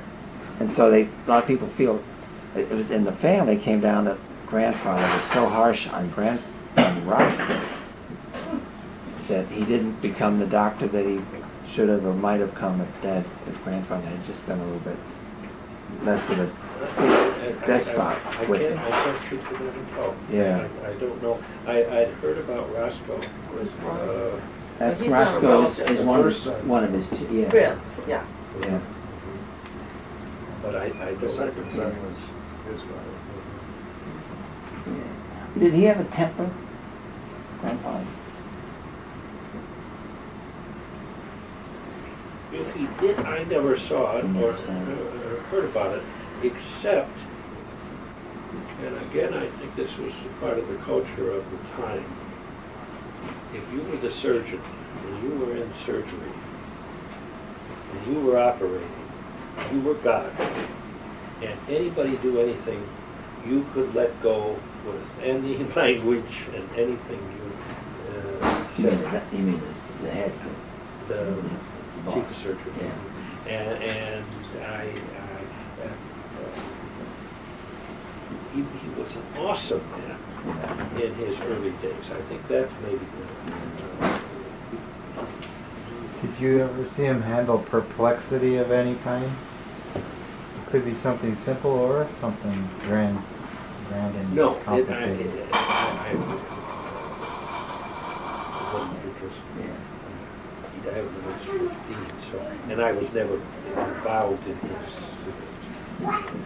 his own social. Yeah. Well. Well, I bored you to death, I should. Oh, fascinating. Let's take a little break, go and have a Yeah. meal, and I could show you some of that video later if you'd like. I do.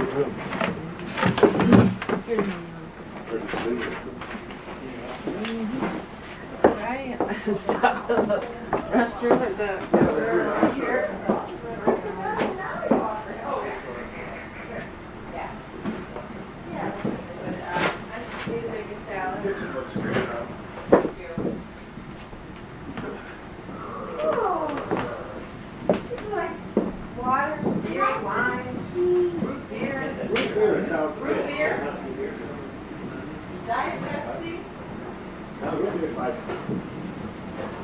So you're gonna have a good time over there, though? Oh, I'm sure, yeah. All right, how long have you gone? 2 weeks. Oh, yeah. We're gonna start out. And then down to Copenhagen. To go over to our house and friends of that in college, we would do the rounds and then we'd go down to the beach and then see the different stuff. What is over the hill? The Reister was the German parliament. Yeah. And in 1933, when Hitler came to power, the Nazis burned and blamed it on the communists. Yeah. And they found a dumb guy, he did start, and blamed it on him, and that was the reason for that the communists, the Nazis never say, you can't allow the communists, you've got to rely on us, and that's how they cemented the power. Dear old push. Dear old push.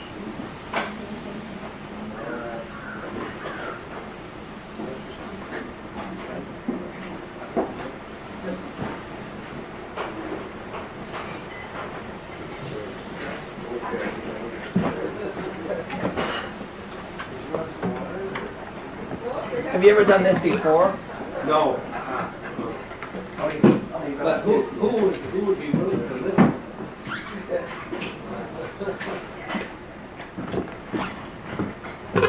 How many chances is it ever possible to happen?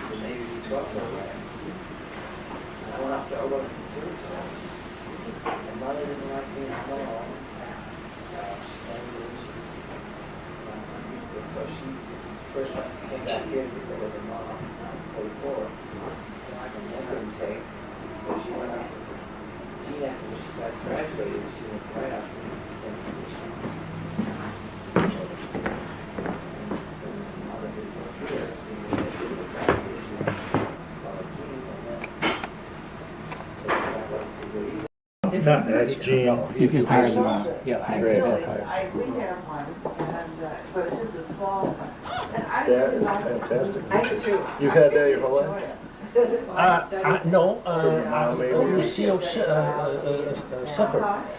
Who is she now? Where did you? She was Chris's oldest child. Started at the first 2 years in it. She sent it to me. She obviously ripped it out of her book and sent it to me when I talked to her about, she was one of the last of Chris's children.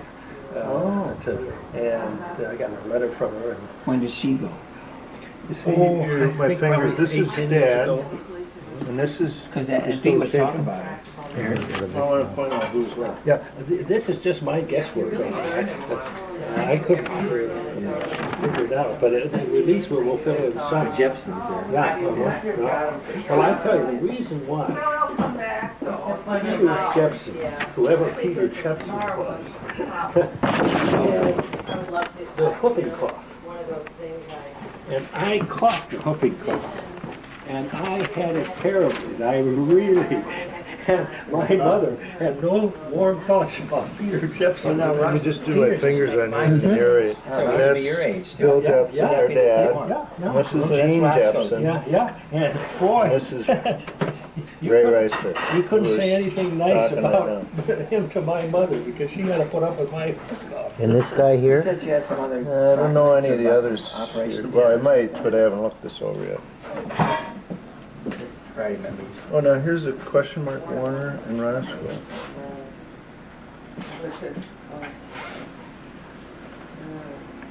Why, what's Warner and Roscoe here? Deputy, No, Roscoe's here, right next, that's with the hat. oh, okay. And that's Dad right behind him. And Oh. that's Warner, or your dad. I mean, this is Bill, right underneath Roscoe. Roscoe Jepson, And over here, and Weir Jepson. Yeah. Okay. and over here is Jean.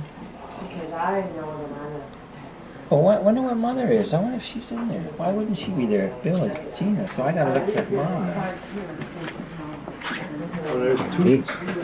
Toots, step in front again. There's Toots.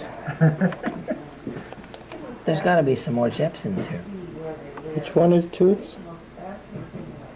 Who's this guy? He doesn't look at all like any of them. He is one of George's sons, I think. Oh, wait a minute, that's grandfather. Yeah. Wait a minute. Oh, okay. Uncle Will. But now where's Mom? Yeah, there's Uncle Will, the surgeon. Mom, oh, there's Mother. What do you know about that? She's got that. Look at that. Where's the mother? I Point have, here. oh, look at That's your grandmother. yeah, look at somebody must have said that. Warner. Warner's wife. No, my Warner's mom. my mother. Yeah. Warner's mom. Where's Adrian. wife? Where's wife? Yeah, Weir's wife. Okay. Well, you see, And as we walked in, I said.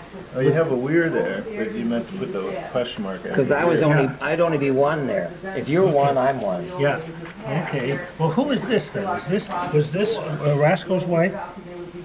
Oh, you know, I never And my knew mother this wife. She looks like, He had two wives, and one, she looks like Vicky. the one that he went back to New York, and the second one is still alive in an institution. She sort of lost her mind early on, but she's still in San Diego. You got a good angle on that? And they identified this lady as Maybelle. That was Dick's wife. So you can put Adrian, Weir's wife? Okay, that's it. I know from personal experience. That's the one called T. Yeah, well, Indian. Yeah, I think they. Which one's Mucky? Well, I don't think so. I'd be surprised if she was there. Will's, Because the Warners and the Uncle Jepsons Will's. had no problem. Was that right when they were splitting up, Uncle Will and Muck and Ganga? I worry because I'm.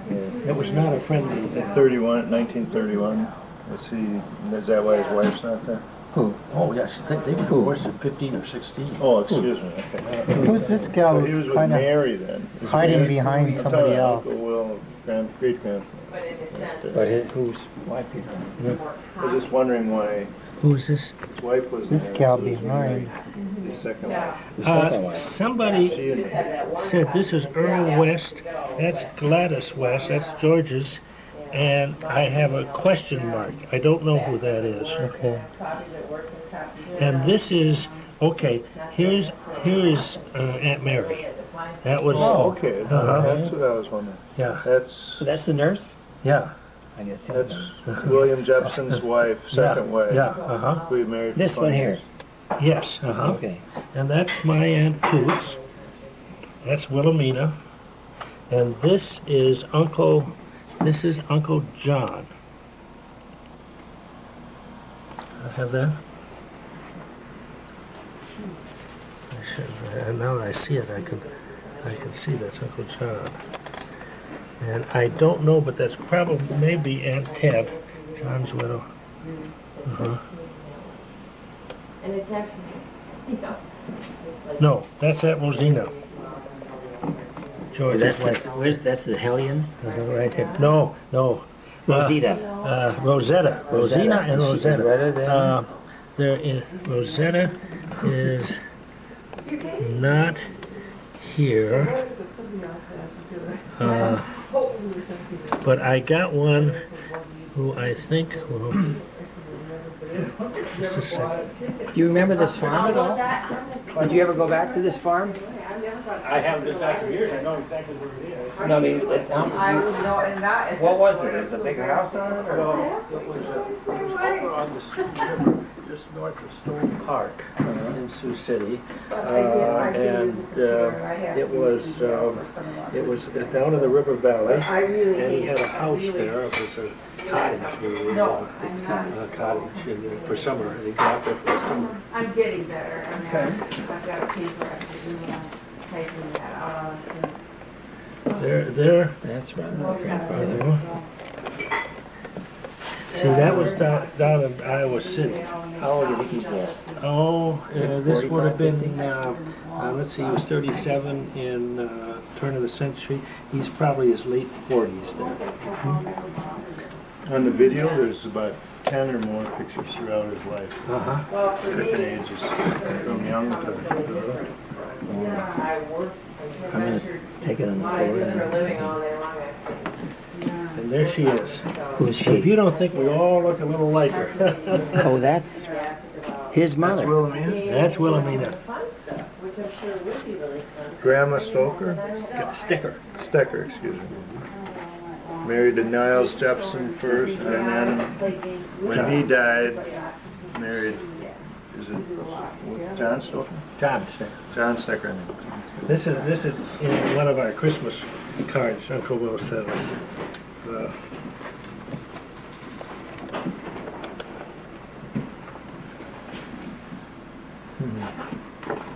Oh, I'm sorry. Have you scanned any? No. We should get together. I would like to do this, yes. Because I would love to have you over and show you what I've got and show you how we can just, then we can put it on a disk you can have it on your computer. Dad always And we can loved. spread it around a little bit too. that was over Because there. Jean would love to see I this do stuff. too. I'm guessing. Have you got these pictures? Yeah, I believe that's on the video. Oh, look at that. Who are these? Oh, that's Hancock. Who's this? That was down on the border. Going here and there, He's pretty grand there. He's a Viking. so. In his naval uniform.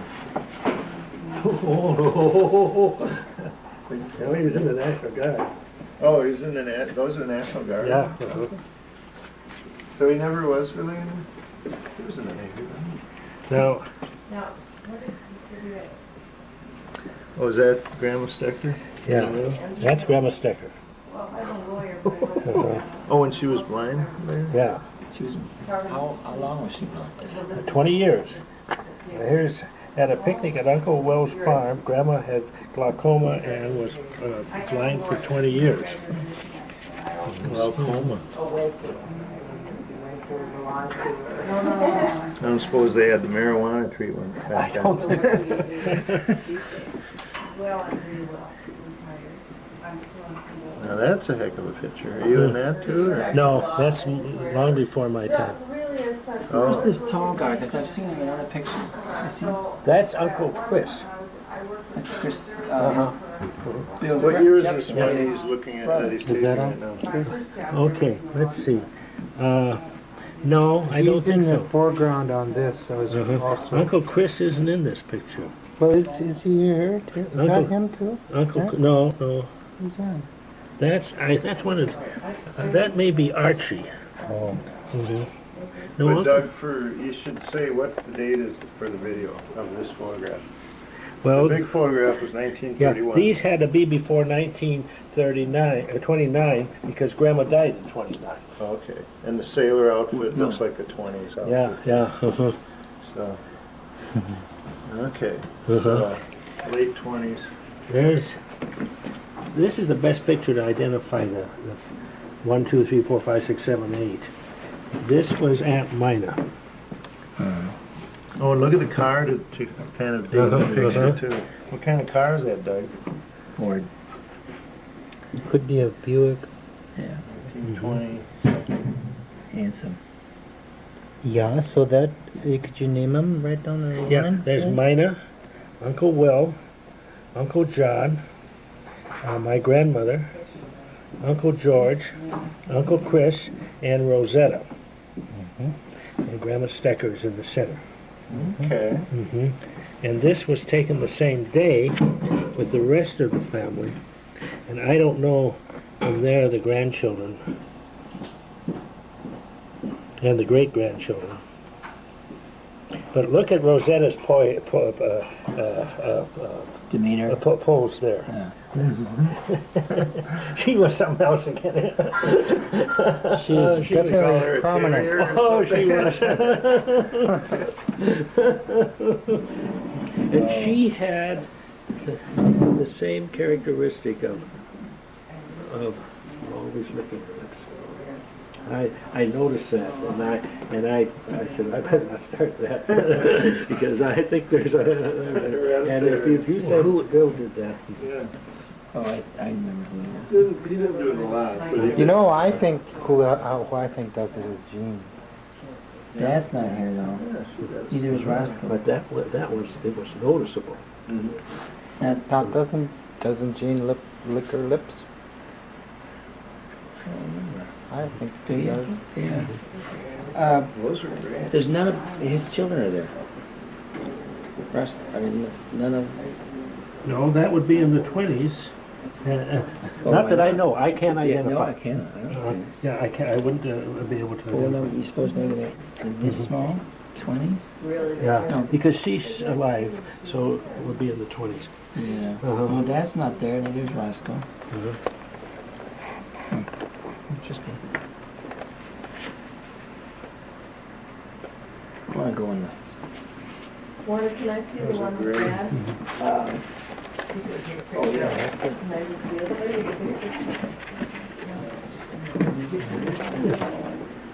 No, it's one of those. Doug, for reference, There he is. take one shot of this.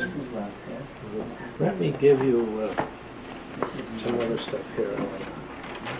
Yeah, we should get together, because I can digitize all this. I do websites, I do lots of There, things with or just as a thought. computers. That can preserve this for thousands of years, you know? This is a letter, this would have been, well, 1944, this was a year I before. remember that stationery. I seen another letter on that. Dr. William Jepson. Let's talk about My a dear piscatorial pals. sense of humor. You want a Is that sense fishing buddies? Piscus is the Latin word for Fish. Right. Piscatorial. So was he fishing- joking, our fishing buddies? Uh-huh. Okay, I guessed it right. Uh-huh. He has very good penmanship. Yes. My dad has the same penmanship. Yes, sir. Is this done in 31 or 30?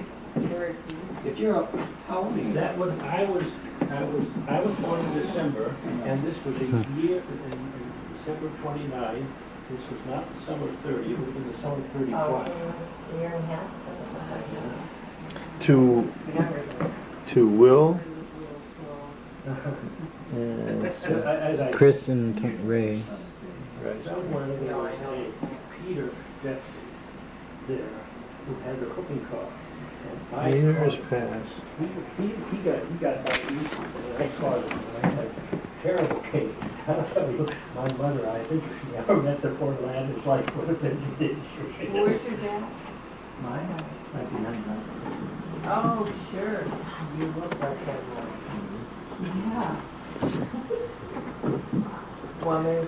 Yeah, sometime I'll have to come over and we'll watch this and you can, Yeah, that's why you do the you know, see a really ton of photographs. No, I said he Yeah. just the way his mouth and where his ears and important thing. You guys gonna get together again this week? I hope so. Oh, yeah. They can't today. So what it should be done is, well, just something to make a map so we're really perfectly flat. Well, if we can get that on a, what do you call it? We'll scan that, Warren. I'm gonna scan that later. Yeah, Uh-huh. sure. We can do all that. Warner, he's got some stuff for us here? Yeah, and Doug just take that. I mean, remember, this is a work day. Yes, I know. We'll go till midnight here, so we got to stop. Yeah.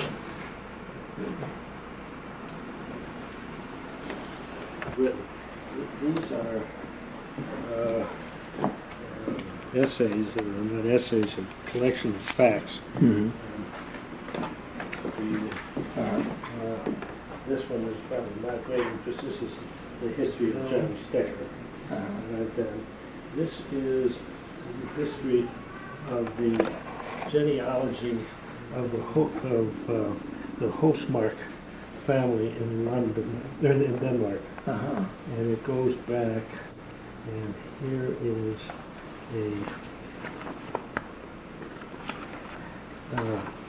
this is a table of, starting with Grandma Stecker, Fantastic. and it goes back 8 generations, about 1600, and we can trace her ancestry and I'll put it in that genealogy program. Really big. yeah, and then there was one on Grandma Stecker herself. And that's Grandma Stecker. Is this one? No, that's the genealogy of the fellow. Oh. And this is the resume. These are all the facts that I know from genealogical Society. information that I've drawn together, and I've collected it all in that place. So that should be a good summary of it. All right. This is a summary I think this is the best thing to have is, this was the public library down in Sioux City gave to me. And I guess I got 2 copies there. Why don't you take one? Yeah, I'll give one to the guys here. Great. This is more. Yeah, I got one for everybody. Yeah, I'll that's, send one to Gene. yeah, that's probably the most factual, straight, and I think that's the closest to him, because my guess is it couldn't have been done without his approval. And this is from an old book. Here's how it goes. Much of this is not, the details are wrong, but they had it. And then here's what I talked. This is a history of Hennepin County, Woodbury County, I should say, Medical Society.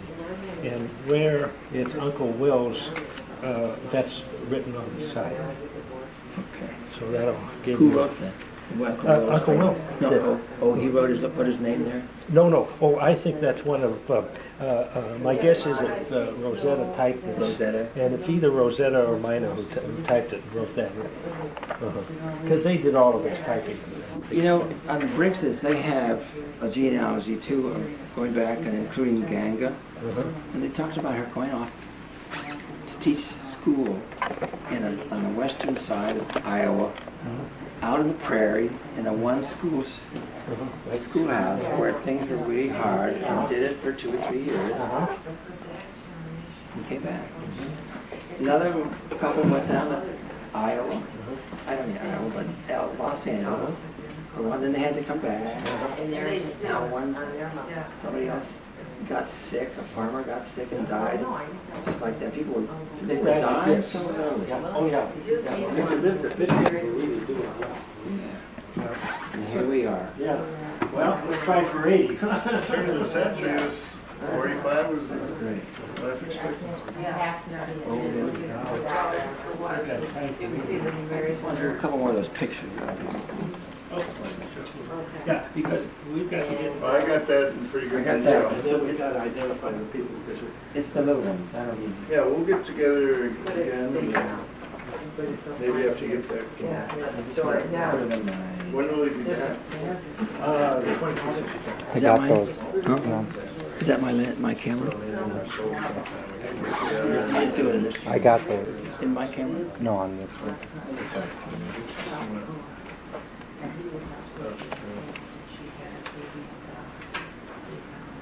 Yeah, super great. My dad was using the Ultimate Family Tree. It's a software program. Have you ever used that? No.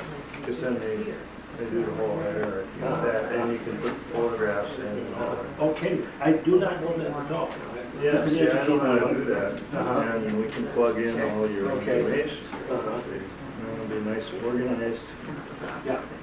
and something that can be spread around to everybody Yeah. else. Well, thank you. And give me